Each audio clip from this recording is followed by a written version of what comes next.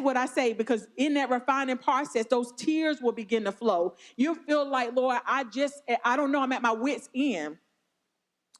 But that's okay, because guess what? He may turn the temperature up even more.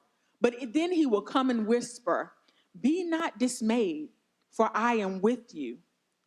Although you can't see past the flames at the appointed time, I will use my heavenly fire extinguisher right in the nick of time.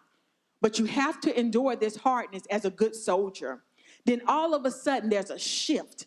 And you can see your way through the smoke, and the smoke begins to settle even more. And then you can breathe again. When you felt like you could not even move, let alone crawl, all of a sudden the angels of God come to strengthen you. And you realize, I'm making it through. I made it through this fortune.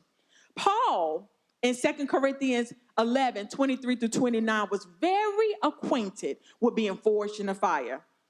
Paul said, I've worked much harder, been jailed more often, beaten up more times than I can count, and at death's door time after time. He said he's been flogged 5 times with the Jews, 39 lashes, beaten by Roman rods 3 times, pummeled with rocks once. He said, I've been traveling hard year after year, shipwrecked 3 times and immersed in the open sea night and day. He said, I've been at risk in the city, risk in the country, endangered by desert sun and sea storms. He said, I've been betrayed by those I thought were my brothers.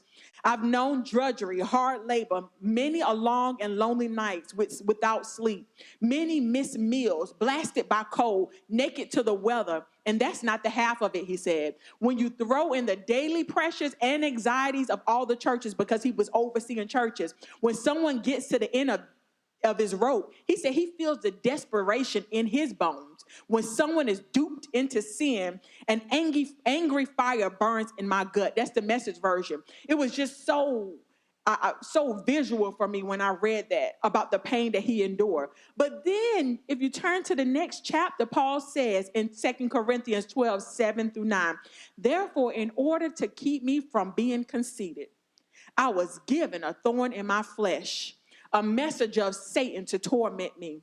But he said to me, my grace is sufficient for you, for my power is made perfect in weakness. Therefore, I will boast all the more gladly about my weaknesses, so that Christ's power may rest on me. Sometimes when we're being forged in a fire, it can feel like a woman that's been pregnant, that has had a baby. You can relate to this. There's 9 months of normal time to carry a baby, but sometimes we're carrying a baby that's overdue. Let's look at this from a spiritual and a natural perspective, if you will.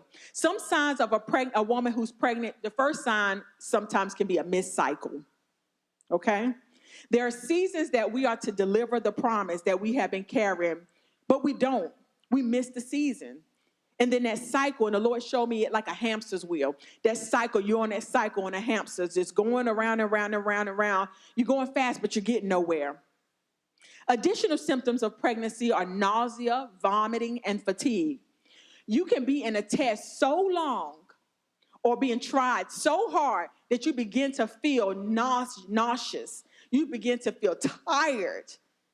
And not too long after that, just a little longer, not too long after that, that season will change. It will shift. A change will come.